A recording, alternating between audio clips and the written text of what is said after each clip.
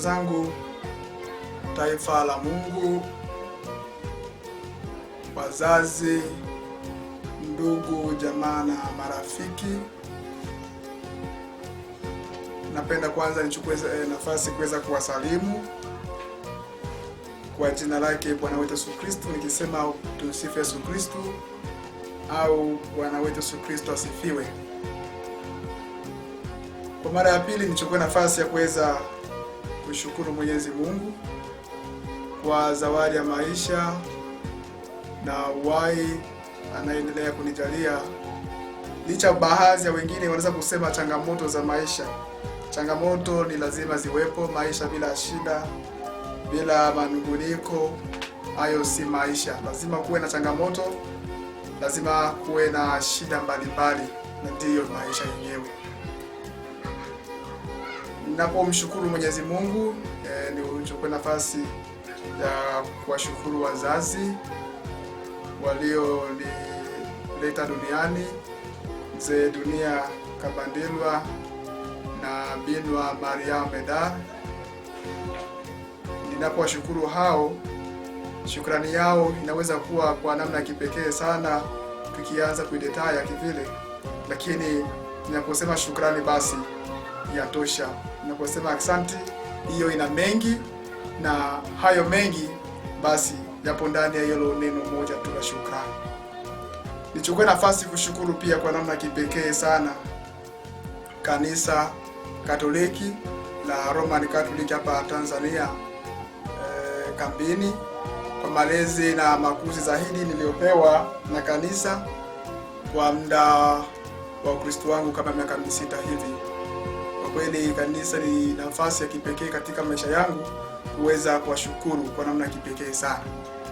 Ninaposhukuru kanisa, nishukuru pia jamii, na kwa namna kipekee Tanzania, nchi hii ambayo imetupatia hifadhi. Kwa kweli kulingana na amani wanayotupatia, malezi na mambo mbalimbali kutoka serikalini na mashirika yanayotuhudumia, licha ya changamoto na licha ya ukimbizi na maisha, basi ndiyo yalivyo, lakini kwa yale machache lazima tushukuru kwa hilo. Ninaposhukuru serikali, nashukuru uongozi wote katika mitaa na mijiji ambayo ndani yake tunaishi, na ninaposhukuru hao, nashukuru marafiki zangu ambao pia wamekuwa mchango mojawapo wa mimi kuweza kuelimika, kwa sababu ulikuwa na urafiki mzuri sana na si ule wa makundi mengine mabaya. Hawa wakijitokeza basi nakuwa tayari kuwakimbia. Na nichukue nafasi kwa ndugu aliyeweza kunipa nafasi hii ya kuweza kutoa historia fupi tu kuhusu maisha yangu. Mimi ni naitwa Joseph Yohana Dunia, lakini jina langu la kuzaliwa ni Yohana Dunia. Ninapoongeza jina la Joseph, labda wengi wanaweza kujiuliza sasa Joseph ni nani? Joseph ni jina la mtakatifu somo wangu niliyependa kumchagua siku ya ubatizo wangu nilipobatizwa hapa kambini Nyarugusu. Na nimezaliwa hapa Tanzania siku ya pili, siku ya tarehe 20 mwezi 7 1999. Ilikuwa saa 2 ya usiku, kadi ninavyopewa historia na wazazi. Saa 2 ya usiku nikazaliwa kama mtoto wa kwanza kati ya watoto 6 wa familia yangu. Kwa hivyo hadi sasa naendelea kuishi nikiwa na wazazi, na malezi bado naendelea kuyahitaji licha ya ukubwa, aidha ujana tayari nilio nao. Wazazi wangu ilikuwa ni mwaka wa 1998 mwezi wa 8 tarehe ya 6, basi wakaoana wao wawili na kuja kunizaa 1999 baada ya mwaka mmoja wa ndoa yao, ingawaje si ndoa ya kisakramenti au ndoa takatifu ya kanisa, basi wakawa wamenizaa. Na mwaka huo huo 98 ndio mwaka waliingia kambini Nyarugusu, na huku nikaja sasa kuzaliwa. Na baba yangu amependa kunishirikisha mambo mengi sana, hasa mambo ya kikanisa zaidi. Licha ndani yake kuna mashauri mengi ya kifamilia, mashauri mengi ya kijamii, na hayo kwa pande moja au nyingine, japo mimi ni mwanadamu, nimeweza kuyaishi na kuweza kuyatekeleza kadri ninavyoelekezwa na wazazi. Baba yangu kwa upande mkubwa sana ni changizo kubwa katika maisha yangu, licha ya maisha na uzofika, kwa kuweza kunishauri sana kujiunga na kanisa japo nikiwa mtoto. Kwa kweli hata umwe nyumbani alikuwa haachi mtu kushinda nyumbani, ikiwa ni Jumapili lazima uende ukasali ibada ya misa Jumapili au misa za katikati kama kuna nafasi. Kwa upande mmoja kanisa niseme hivyo, akishirikiana na mama, hata baba anaposafiri mama anachukua nafasi hiyo. Na hata mambo ya shule wameegemea sana huko wazazi wangu, ili ni kuweza kunifanikisha zaidi sana niweze kuishi maisha ambayo labda hapo mbele yanaweza kunisaidia mimi nikiwa najitegemea, wao wakiwa hawapo. Kwa hivyo katika jamii, baba yangu mwenyewe amezaliwa na mzee Kabandelwa Bawelwa wa jamaa la Babungu wa Sisimbi, na mke wake Akisa Sango ambaye ni marehemu sasa, wa jamaa la Babungu wa Shekombe.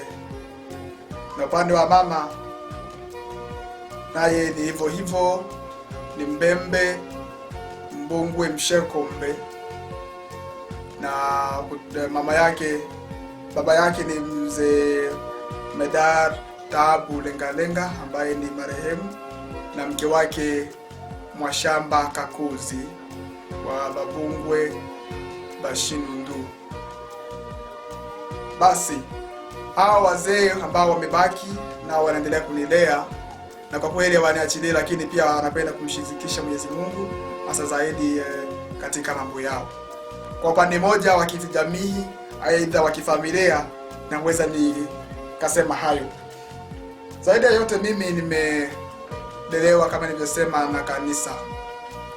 Mwaka 2019 ilikuwa ni Jumamosi, katika mkesha wa Pasaka tarehe 19 mwezi wa 4, niliweza kupata sakramenti ya ubatizo baada ya kutoka nyumbani Kongo Mboko. Nilipoanza cheti changu cha kwanza cha mafundisho ya ubatizo, na cheti cha pili wakati wa Padri Elia Leita kutoka Italy, pamoja na Padri mwenzake mwingine kutoka huko Fabiano. Basi tulipokuja pia kwa kambi hii ya Nyarugusu, nikaanza kufuata mafundisho. Cheti cha kwanza sikuweza kupata nafasi ya kufuata baada ya kumaliza Kongo, ila cheti cha pili sikuweza kupokelewa kulingana na umri kidogo ulikuwa umeinuka. Basi nikapokelewa katika cheti cha waamini na wateule. Katika cheti cha tatu kwa katekista, cheti cha pili alikuwa ni katekista Mtambala Vincent Nyangile Paul, na cheti cha tatu alikuwa ndugu katekista Blaise Chalumba Delphin. Na tarehe hiyo 19 katika mkesha wa Pasaka usiku nikapata ubatizo tarehe 19 mwezi wa 4 2014 na Padri Joachim Bilembo, akishirikiana katika ibada hiyo ya misa na Padri Deokar Masawi, ambaye wote ni mapadri wa shirika la Roho Mtakatifu, ambao wametuhudumia muda wa kutosha kambini Nyarugusu kwa namna ya kipekee sana.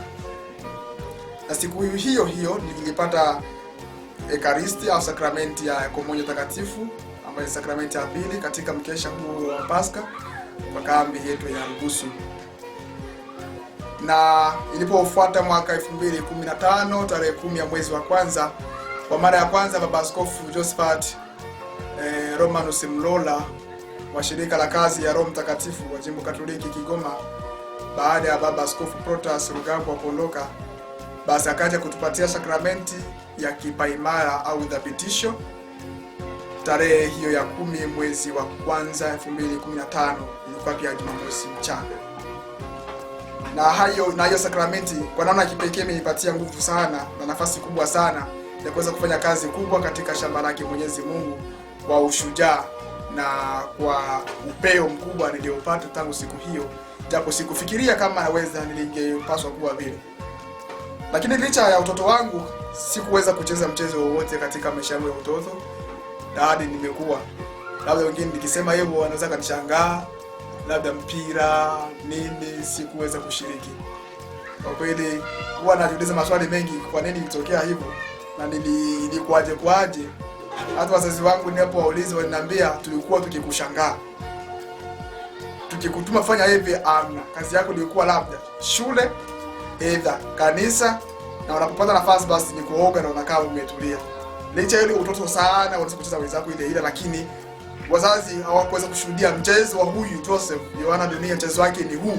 Kwa kweli hawezi kulitamka hilo. Hata mimi mwenyewe nakaa ndipo tu, hilo sifanyi chochote. Basi baada ya sakramenti hiyo niliendelea na mambo ya kanisa.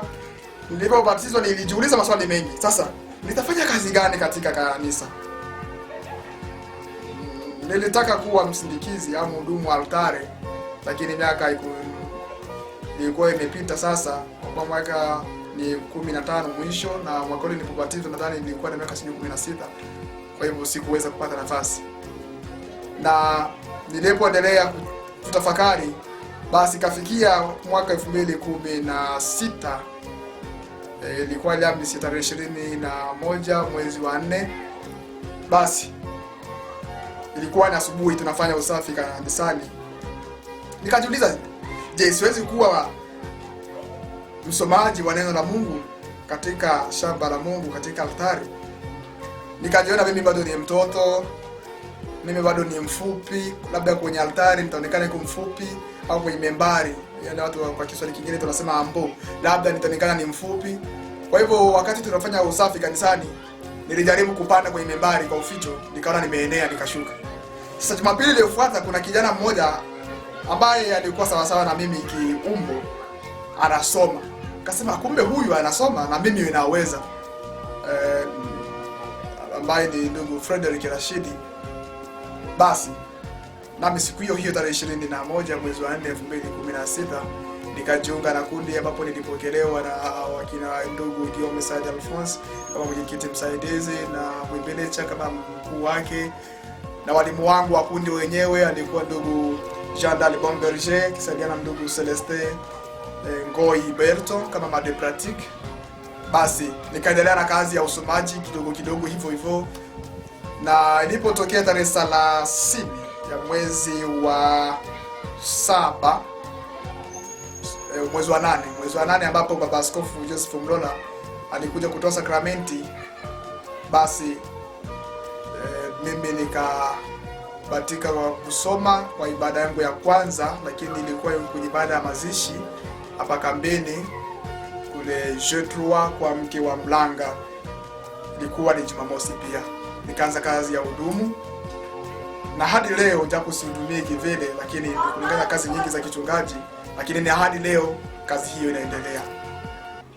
Na katika kazi hiyo ya usomaji nimetumika sana, japo ni miaka 4, lakini nimetumika sana kwa sababu tukiangalia katika kundi, baada ya kuruhusiwa kuanza kuhudumia na Brother Mariano Spinoza kwa barua aliyoandika ndugu Jean Dalibon Berger kama mwalimu mkuu, na baada ya kupewa baraka, kamati ilikaa chini, wakaona mafaa yangu naweza kusaidia kamati. Basi tarehe 26 mwezi wa kwanza 2017 mwaka wake uliofuata, wakaniteua kama niweze kuangalia ndugu wasomaji waliopo katika sekta ya pili kwa maana ya vijiji 16-17. Nilichukua nafasi ya ndugu Alexander Fungamani alipochukua nafasi ya UDHD au mwalimu wa nidhamu. Nikachukua na nafasi hiyo, nikaendelea kusaidiana na dada Nioku Israeliani. Baada ya hapo kazi kaendelea, nikabaki peke yangu alipoondoka kwenda Canada, na tukaendelea kufanya kazi hiyo japo sikuwa mchapa kazi sana hapo zaidi. Niliona atala yangu hapo nikawaomba wawezi kunibadilisha au niendelee kama msomaji mhudumu kawaida na wengine. Kwa bado nilikuwa sijawa mzoefu wa uongozi, nilikuwa ni mara yangu ya kwanza kuwa kiongozi, lakini walinipatia moyo. tukiwa siku moja tunaandaa matawi, ikiwa nahudumia kwa upande wa zoni ya 8 wa kigango cha Roho Mtakatifu na zoni ya 9 kwa upande wa Mtakatifu Paulo, upande wa ndugu zetu Warundi. Basi niliombwa tarehe 24 mwezi wa 3 2018 niweze kuwa mwalimu wa mafundisho ya kundi, yani de pratique.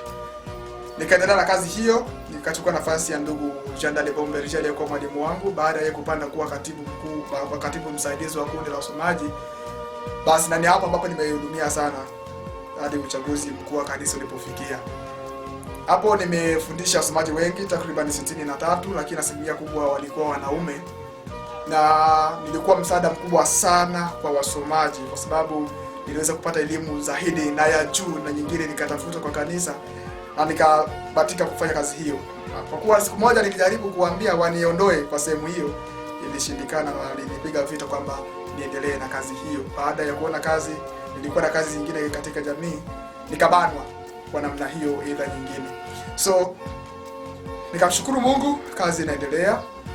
Lakini ilipofika sasa mwaka 2019 mimi niliteuliwa na mama kanisa kwa mjumbe wa Padri Daniel Makanja Waweru wa shirika la Roho Mtakatifu CSSP, kwamba niweze kuwa pia mwalimu wa mafundisho ya dini, mwalimu wa mafundisho ya kanisa Katoliki Nyarugusu, kwa maana ya jina la kanisa tunaitwa katekista. Nikamwambia padri, mimi sijaenda chuo cha ukatekista na wala sijasomea mambo ya mafundisho ya dini, japo nilichukua muda mfupi kwa miaka 4 nikisomea mafundisho ya kanisa, lakini sikupata kitambulisho cha kuruhusiwa kuwa katika mambo hayo. Lakini anaambia kwa mamlaka niliyopewa na mama kanisa tangu mwaka 2004 nimekuteua na wala haina haja, kwa sababu nimeona kwa nini nimekuchukua, wapo wazee. Basi nikawa nimekubali kwa sababu kanisa Katoliki niambia niwe mtii na mnyenyekevu, nikakubali. Nikaanza kufanya kazi rasmi, ilikuwa ni mwezi wa 9 tarehe 13 ya mwaka huu 2019. Japo nilipata vishawishi vijana wenzangu kuniambia makatekista wengi ni wazee, na kwa kweli ni mimi kijana pekee. Nikafanya kazi na makatekista ambao walikuwa walimu wangu, takriban makatekista 14. Hiyo ilikuwa ni furaha kwao, walifarijika, na hata mimi nimesikia nina watu karibu yangu wanaonipatia nguvu zaidi. So vijana wakaanza kunishawishi, umepataje sehemu hiyo katika kanisa, ulimuonga pale labda. Maneno kama mengi na jambo ambalo haliwezekani katika kanisa Katoliki. Imekuaje nipate kukutambua, na imekuaje uwe katika baraza la kanisa na kuingia katika halmashauri ya walei ya kanisa. Niwaambia mimi sijui, ni mpango wa Mwenyezi Mungu alionao. So basi nikaendelea na kazi. Wengine wakaja, wazee wa makatekista wenzako ni wachawi. Kaanza kunitajia mzee fulani mchawi, fulani mchawi, fulani mchawi. Kwa kweli nikaogopa, nikataka kuandika barua ya kuacha kazi baada ya kuona kuna nini kinafuata. Maneno yamekuwa mengi. Basi hao wazee ambao wanaitwa wenyewe wachawi, mimi nimewafuata. Nikamwambia habari nayo sikia kwa wazi. Walitia moyo, lakini mimi sikuamini. Na mambo ya uchawi mara nyingi na yale mengine yasikia tu, lakini kuyakubali moja kwa moja ilikuwa ni vigumu sana kwangu. Basi nikaanza kufanya kazi kama mwalimu wa kufundisha dini, lakini ambaye anahusika na mafundisho ya Roho Mtakatifu kwa maana ya cheti cha kipaimara. Basi hadi leo nafanya kazi hiyo kama mwaka sasa na nusu, kama miezi 3 hivi, mwaka na miezi 3. Na baadaye nilijiunga na mwaka 2018, kwanza kwa 2017 mwezi wa 6 nilijiunga na kundi la Renouveau Charismatique ambayo inahusika na maombi ya dini. Na hapo mara nyingi nazoea kutoa mafungo ya Roho, mafundisho kwa heshima na taadhima kama katekista na pale wanapohitaji, na hata kwenye kundi la Legio Maria. Basi nafanya kazi hiyo. Baadaye mwaka huo 2018 mwezi wa 3 tarehe 14 nilijiunga na kundi la wito ambayo ilikuwa siku ya pili, lakini sikujiunga haraka, bali niliwaona wazazi, nikamwambia mimi naona ndani yangu nina wito kidogo, aidha yawezekana kama wito wa utawa, aidha yawezekana kama wito wa upadri, au yawezekana kama wito wa ndoa, lakini ni yule ambaye Mwenyezi Mungu mwenyewe anaweza akaamua mwenyewe baada ya uchunguzi zaidi katika mambo yanayohusu imani, kwa maana ya kusali na kufunga sana. Kwa hivyo wazazi hawakuwa wagumu, hata wazazi wa wazazi wangu hawakuwa wagumu, walipenda hilo sana. Baba yangu akaenda kumwona brother Mariano Espinosa Sala, ambaye ni brother na alikuwa akisaidia mapadri wa shirika la Roho Mtakatifu wakati ule. Mariano alisema haina shida, lakini akatupatia maelekezo namna ya kujiunga. Basi nikaenda kwa wasimamizi wa shirika, akaandikia barua hiyo Mama Mulimbi Kitengo Justino na Mama Isabella Chekanabo. Nikaja nikawa confirmed na kukubalika kujiunga na kundi la wito, kwa maana ya upadri, aidha ndoa au utawa. Basi wazazi mara nyingi wakawa wananiita vikao, wito gani unaotaka zaidi. Mimi nikawaambia ninapokuwa katika sala, ninapoomba, anapokuwa katika ndoto, wito wa padri mara nyingi unanijia, na hilo linachundika linadhihirisha vile vile hata kwa watu wanaponiona ninapohudumia katika ibada za misa. Wengine wanasema hata kutembea nacheka sana, wengine wananiambia hata katika kuongea. Basi nikaambia mapenzi ya Mwenyezi Mungu yenyewe yaweze kutimika.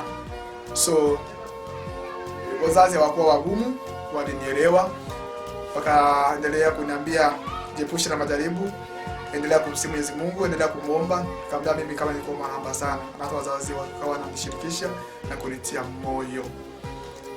Basi katika kundi hilo kwa sasa mimi ni mwenyekiti msaidizi wa kundi. Baada ya kuwa katibu msaidizi, sasa mimi ni mwenyekiti msaidizi wa kundi la miito ya upadri na utawa na wale wa ndoa.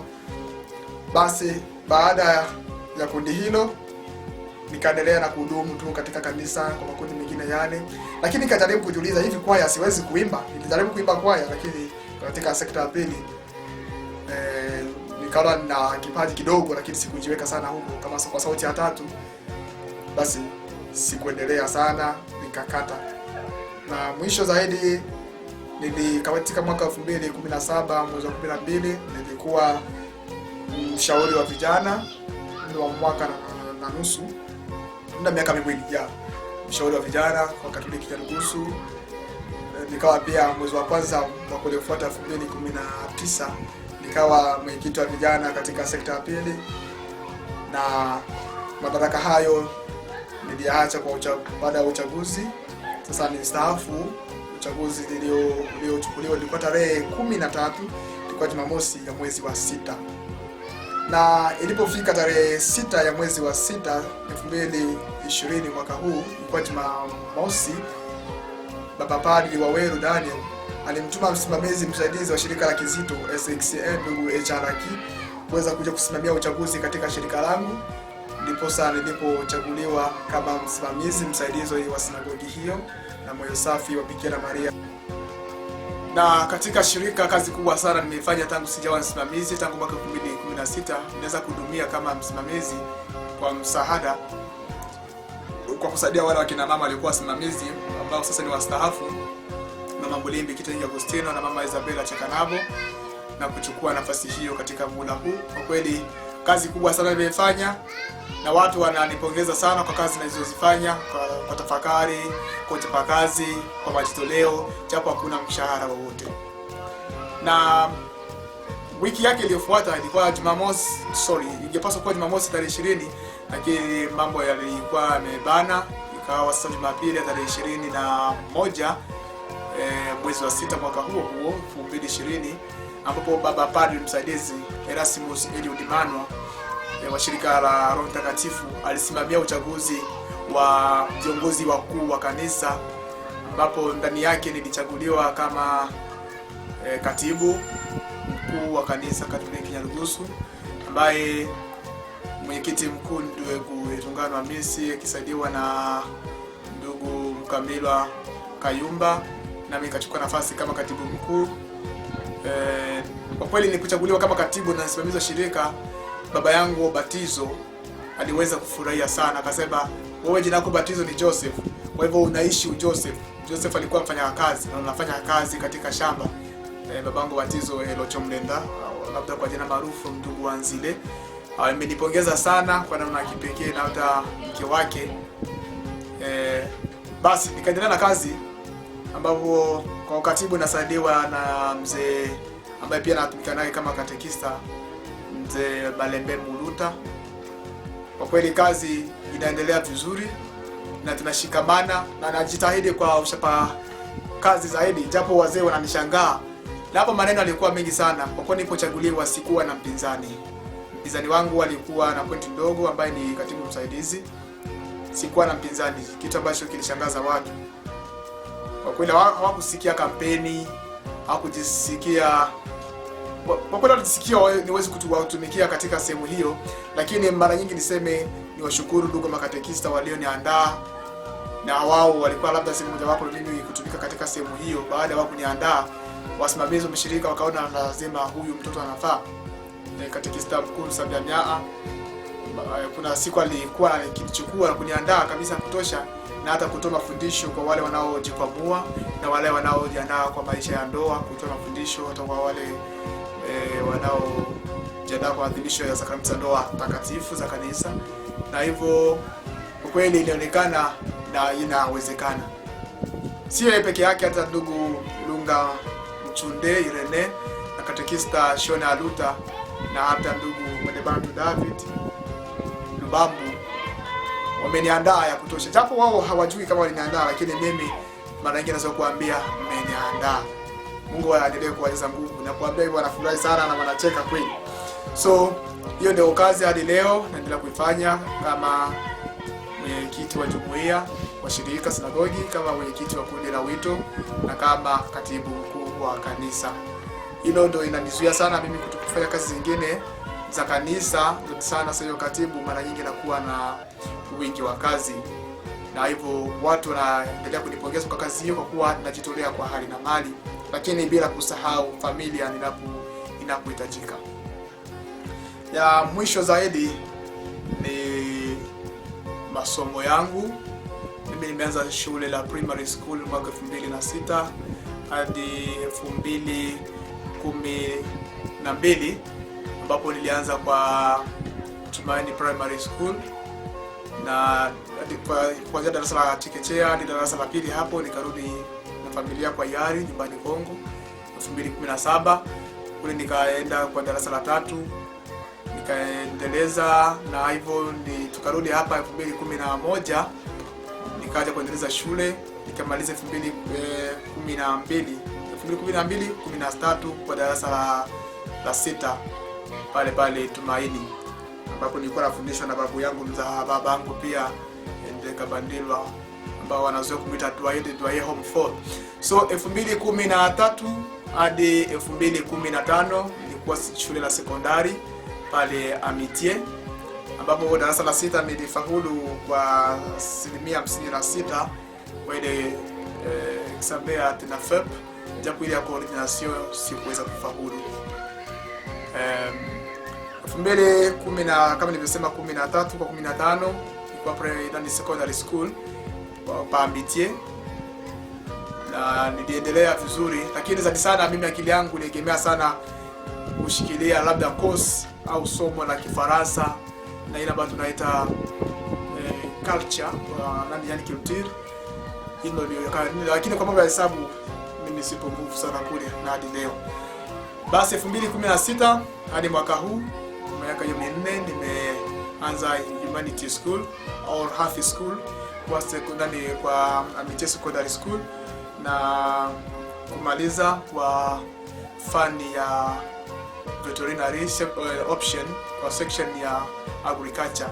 So niliweza kushukuru Mungu kwa matokeo yangu kuja kwa mwaka huu katika mwezi wa 11 mwishoni, tarehe 17 16 hapo. Baada ya matokeo kuja niliweza kufaulu na 56%, na ile ya primary school nilikuwa 59%. Basi ilipofikia tarehe 18 mwezi wa 6 2016, ilikuwa siku ya Alhamisi, niliweza 2015 niliweza kuanza masomo ya Kiingereza. Nadhani ilikuwa darasa la 3 la humanity school au Rathi school. Nikaanza mafunzo ya Kiingereza pa Ahadi Training Center, English Training Center, nilipokelewa na mwalimu Noela Isobe, mwalimu John Tambe na mwalimu Moses Ahadi. Nikasoma pale hadi mwezi wa 11 2017. Kwa hivyo Kiingereza nadhani nimekisoma tu miaka 2 na miezi 6. Na nilipotokea mwezi wa 6 mwaka huo nilipomaliza shule, nikaanza kufundisha lugha ya Kiingereza. Na sasa nimefundisha ni mihula 4. Nadhani kwa wanafunzi naweza kufikia 117, lakini asilimia kubwa sana ni wavulana.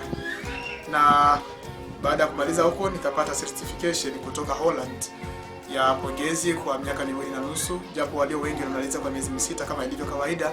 Kwa kuwa mimi nilijikaza sana kwa akili yangu, nilijikaza kwa first level, second level na third level, nikamaliza. Kwa hivyo Nyarugusu nina wanafunzi ambao ndani yao 4 sasa ni walimu kwa Kiingereza, na kazi hiyo sijaiacha japo nimesimama kwa muda, lakini natumaini mwezi wa kwanza pia sema ambayo nimeombwa na endelea na kazi hiyo kwa muhula hapa awamu ya 5 pia. Basi kwa Kiingereza ni mshukuru Mungu kwa sababu amenituma kufanya hivyo, kwa kuwa amenijalia akili ya kushika hilo na naendelea nayo polepole.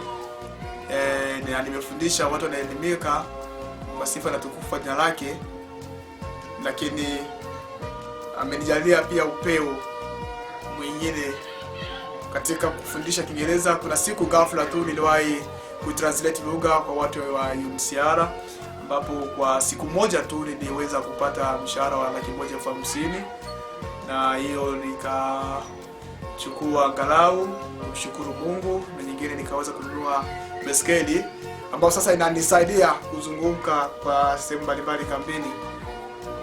Hiyo ni moja ambayo namshukuru. Ni translate kwa ndugu ambaye alikuwa anatoka Ulaya, nchi ya Honduras, na nikafanya kazi hiyo asubuhi hadi saa 10 jioni, na inanifariji. Na Kiingereza kimenivalisha, kimenilisha na kimenijengea heshima katika kambi na katika familia na katika jamii pia.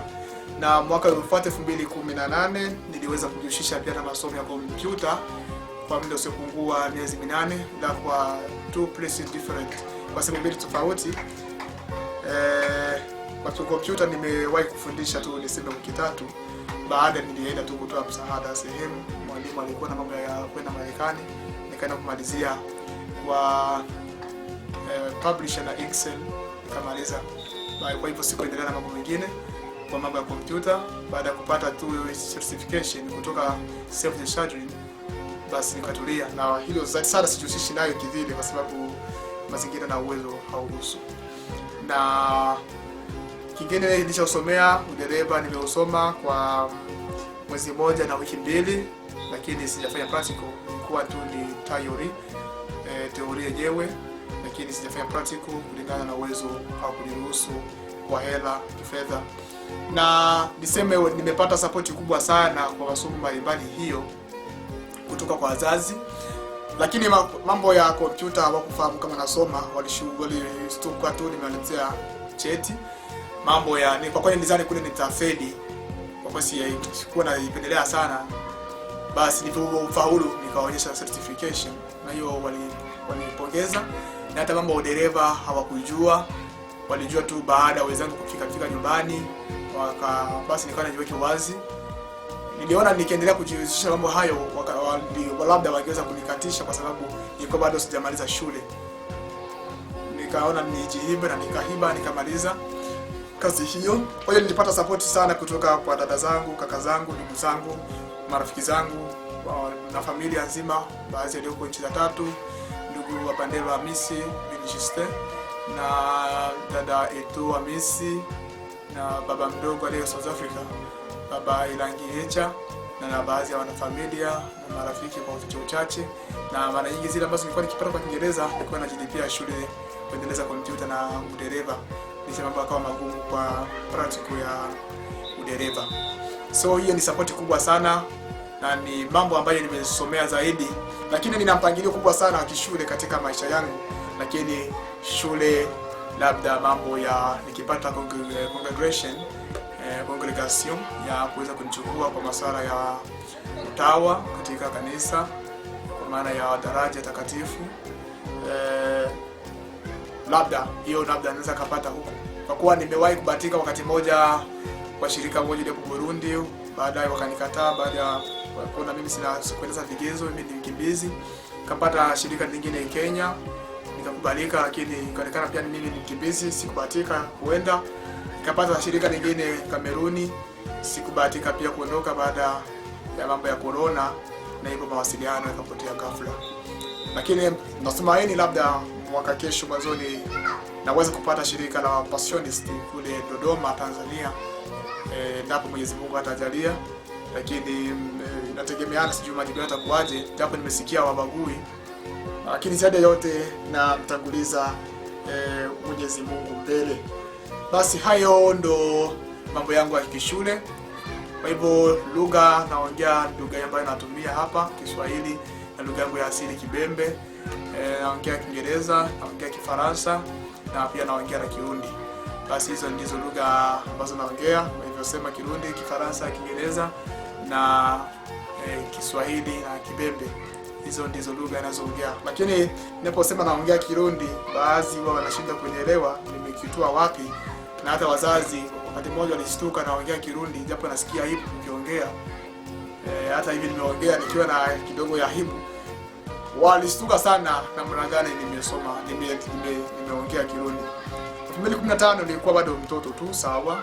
Hata mtu anapoongea karibu yangu akiongea Kifulero namsikia na kidogo ya mchango. Lakini sijui nimeyatoa wapi, lakini labda sijui nini naweza kuongea hapo. Kwa hiyo mambo ya lugha yatakuwa yapo karibu sana na mimi. Na upeo huo kidogo ninaposikia mara moja nabaki kichwani, lakini japo nakuwa na aibu kwa lugha.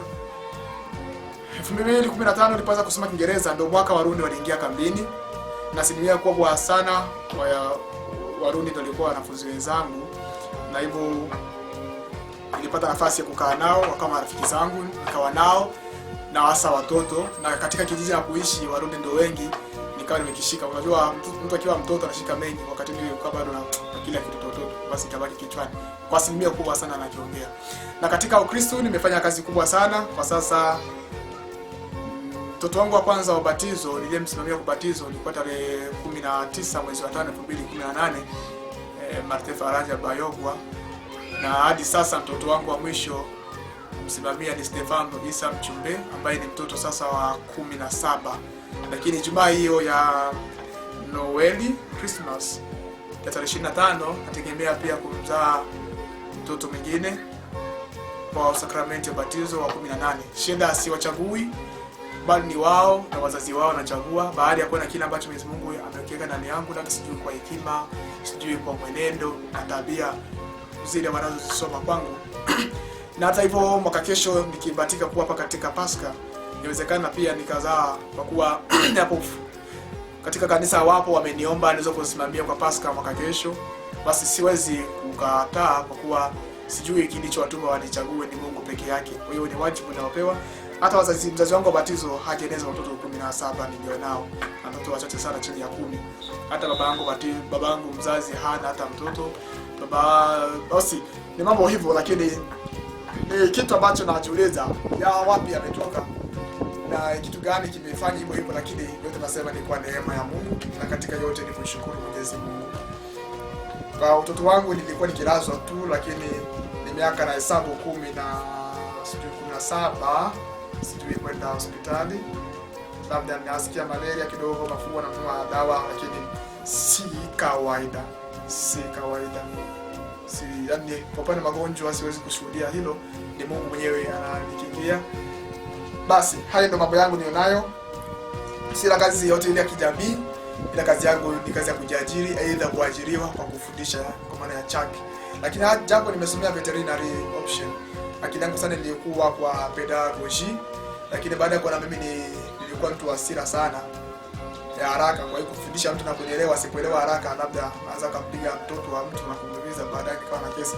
Lakini baada ya kubatizwa nikajitafakari na nikatulia. Kwa hivyo mambo ya hasira kwangu hayapo hapo simple. Basi nikaendelea na mambo hayo, lakini kipeo cha kufundisha ndicho nacho kuanzia katika kanisa na katika jamii. Na katika kanisa, baada ya kuweza kufanya mafungo na kuomba sana, mwaka jana mwezi wa 6 mwezi wa mwaka 2019 kwa siku ya Pentecost, niweza kusikia sauti ya Mungu binafsi kwa masikio yangu mwenyewe, nikizungumza na Mungu kwa sauti kwa sikio langu, lakini sikio moja la mkono wa kuume. Yapo nilizungumza naye, lakini niliwaambia wazazi na katika kanisa. Basi kuna mambo niliweza kuambiwa juu ya hilo. Lakini japo alipoondoka, sauti yake ilipoondoka kwa sikio yangu, ilikaa siku mzima sisikii. Basi nikasema sijui ni nini. Ilikuwa mwaka jana kwa kweli. Nilisali misa, lakini sikuwa nafasi ya kuongea na mtu, kwa sababu labda kusikia ilikuwa niko mbali na kwa shida sana. Kwa hiyo nijisikia siku hiyo nimeshinda, sipo vizuri kwa mtetemo huo. Basi haya ndio mambo zaidi ndio nayo katika familia na katika kanisa lake Mwenyezi Mungu. Nishukuru nafasi ya kuwashukuru na kuwashukuru mapadri wanaendelea kutuhudumia hapa kambini na ambao wamenikuza imani. Makatekista tayari nimewataja, kianza kwa Padre Joshua Bilembo aliyenibatiza kwa kuniingiza kwa Ukristo, na Padre Deo Karimasawe alinisimamia kwa masuala ya kipaimara na sakramenti zingine. Padre Dickson Kilula alinipatia mashauri mbalimbali na kuwa na urafiki naye. Padre Paulo Flam na Padre Daniel Waweru na hata Padre Rasmus Manwa, kwa ushirikiano tuliokuwa nao na marafiki mbalimbali, japo siwezi wote kuwataja, na mapadri wa shirika la Roho Mtakatifu na Brother Mariano Espinoza na Padre John Patrick Kachinde aliyenipatia mafunzo ya mafundisho ya katekesi, mafundisho ya dini mwaka jana kutoka Kasulu nilipata kambini baada ya kukosa vibali. Nimshukuru sana kwa hilo. Niwashukuru ndugu wote wanaendelea kuniombea, akiwemo Sister Janet Matangiko, akiwemo kaka Innocent Silvestre, akiwemo wazazi wangu na familia, wakiwemo mapadri na watawa mbalimbali ambao naongea nao, na ndugu zangu na marafiki zangu wanaonitia moyo. Mwenyezi Mungu aendelee kutubariki sote na endelee kuwabariki kwa yule anayeweza kupata nafasi ya kuweza kunisikiliza kwa ufupi, lakini zaidi yote tuendelee kuombeana na Mwenyezi Mungu atakushinda majaribu mengi mbalimbali ya maisha. Kwa sisi binadamu hatukamiliki mbele zake, naamini mambo yanaendelea salama salmini. Hii ni historia fupi tu ya maisha yangu, lakini bado sifi sasa hivi. Historia yangu itaendelea kwa miaka na miaka ijayo. Japo kuna kitabu nilikitengeneza cha historia ya maisha yangu toka mwaka 2017 nilipohombwa kule nilipomaliza shule ya Kiingereza. Tulifanya hivyo na kimetolewa. Na hii ni video tu niliyohombwa nifanye hivi na baadhi ya watu kwa maslahi fulani, na mimi nimekamilishwa leo tarehe ya siku ya leo, siku ya pili, ile Jumanne tarehe 22 Disemba, ambapo namshukuru ndugu pia Jean de Dieu kwa msimamizi Fidel Tambo kwa kuweza kuchukua haya niliyoyaongea kwa kamera video, na wenzake walioshirikiana naye kwa studio watakayoikamilisha kwa siku ya leo. Mwenyezi Mungu atubariki sote. Ingaje nasema ni short video, ingaje ni long video, kwa maslahi ya mimi mwenyewe, familia nzima na watu wote na wale wanaweza kupata nafasi ya kuweza kunisikiliza. Mwenyezi Mungu anijaze nguvu na hekima na baraka tele katika maisha yangu ya kiroho na ya kimwili, na aweze mbele yangu kuniongoza, nyuma yangu kunilinda na juu yangu kunibariki, ili mwovu shetani asipate nafasi katika maisha yangu ya kiroho na yale ya kimwili. Mwenyezi Mungu atubariki sote, na niweze kuchukua nafasi hii ya kuwatakia Merry Christmas 2020 na Happy New Year 2021, na hivyo niwashukuru sana.